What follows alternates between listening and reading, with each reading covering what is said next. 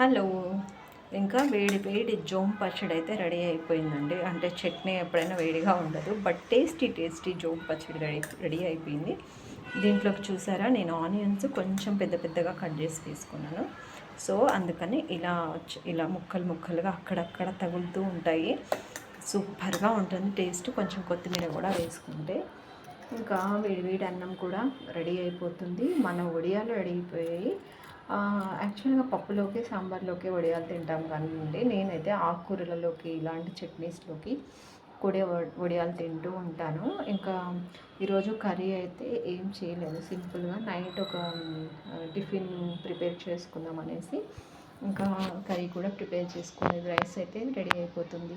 ఇంకా సలాడ్లోకి వచ్చేసి కీరా కట్ చేసి పెట్టుకోవాలి. ఇది అన్నట్టు నా సింపుల్ లంచ్. మీరు ఏం లంచ్ ప్రిపేర్ చేస్తారు నాకు కామెంట్ చేయండి. ఓకేనా? బాయ్.